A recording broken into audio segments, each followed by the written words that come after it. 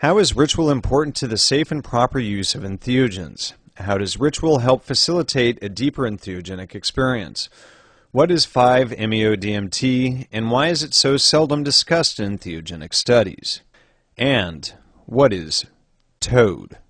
Today I interview Hal Lucius Nation, the Grand Archbishop of the Temple of Awakening Divinity, or T.O.A.D.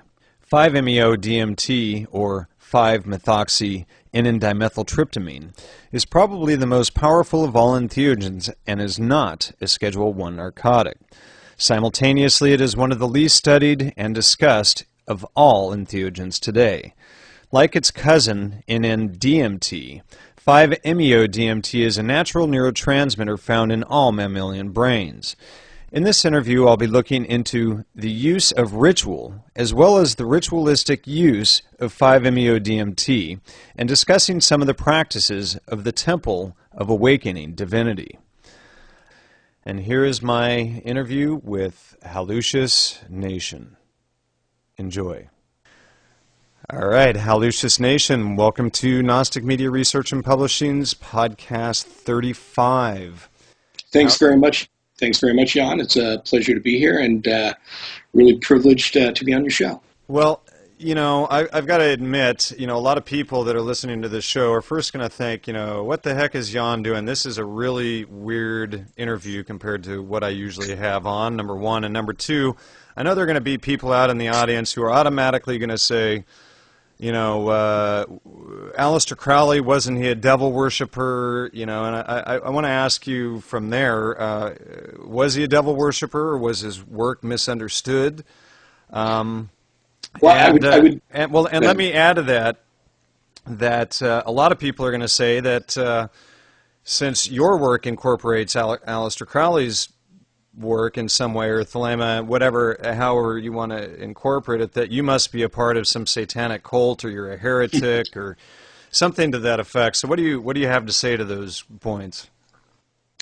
Well, there's a number of questions there. The first thing I would say is that Aleister Crowley was definitely misunderstood and continues to be misunderstood. Some of that is based on his own intentional misperceptions that he liked to throw out about himself. Secondarily, I would say that Aleister Crowley was a researcher into various forms of religious and ontological practice and ritual forms. So at one time or another, Crowley was a Christian, was raised as a devout Christian, a member of the Plymouth Brethren. At another point in his life, he firmly rejected Christianity. I don't think he ever rejected the inner teachings of Christianity and the esoteric teachings. I would definitely have to say that would be accurate. I think what he rejected were the exoteric and rather hypocritical aspects of fundamentalist forms of Christianity. I would have to agree with that myself, I think. But at one time or another, he, was a spiritual practitioner of Christianity, Judaism, Islam, Hermeticism. He has a couple of rituals that utilize forms that include archetypes that could be considered satanic, whatever that might mean.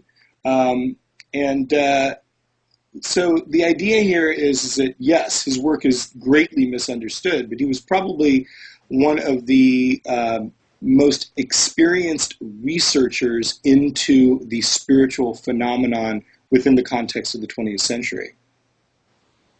So for people who might think that what I am doing is satanic in any way, I would really invite them to come and sit in my circle and see what it is that I do, and then see if they still have that feeling. One thing that I would say, the work that I'm doing is quite heretical in that I believe and feel strongly that people can have a direct experience of the divine and don't need any kind of formalized religious structure to get there. That they can just have it. So what you're saying is that basically, even though you've studied all of this stuff, as did Crowley and everything, basically what you're doing is throwing all of that out and showing people how they can have their own direct experience without any form of dogma. Yes and no. Um, the fundamental idea of religion is based on the Latin religere, right? Ligature, to reconnect. So that posits a presupposition that we are somehow disconnected from the divine or source, and then need these specific forms that have been created in order to reconnect. I believe that that's a fundamental misconception. I believe that we are all intimately connected with the divine all the time. And the only thing that keeps us from realizing that is our own limited perspective, meaning that our egoic consciousness, which we exist in our normal states as humans, veils, and it's a very, very thin veil, what lies beneath that. And that is our absolute intimate connection with the divine. So does that mean we need to throw out all of these dogmatic constructs? Yes, if they keep us from that realization. Now I want to take that back because there's some caveats. The caveats are these structured forms that we call, our various exoteric religions, they all have a basis in this direct spiritual experience. In fact, I will actually hold that any mystical experience, and this is pretty bold theory, any spiritual experience that anyone has ever had throughout time, including all of the great sages and teachers and sadhus and avatars and God-men, whatever we'd like to call them, had that experience because of a chemical reaction in their brains that opened them up to the divine.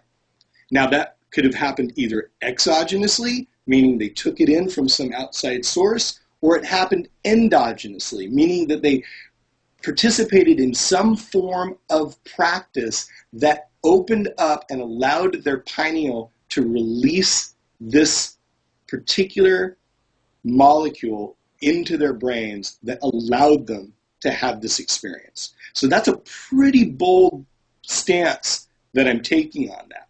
And I will, I invite anybody to bring any kind of refutation of that forward. Now, then people will say, well, that's kind of reductionist. You're reducing all spiritual experience to this, you're saying this chemical is the spiritual experience. I'm not, because the chemical is merely a key. And what the spiritual experience is, which is a subjective experience, involves the interrelation between our personal consciousness, which then the molecule provides a key into a particular receptor site, which is designed to receive that molecule, that then opens up this doorway into direct communion with the divine, which is in us anyways.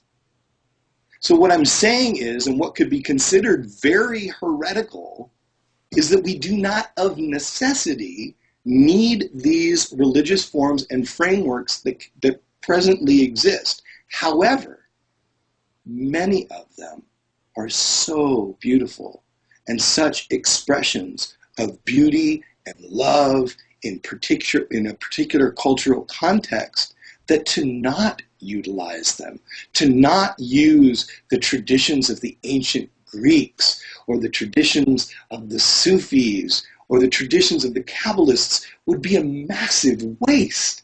And these traditions help us inform our global context for our connection with Source throughout a vast history. So they're all incredibly beautiful. But when they're utilized to create separation and to create the wars that we see raging across our planet, they are not useful to us. and so they would need to be abandoned if they indeed create separation.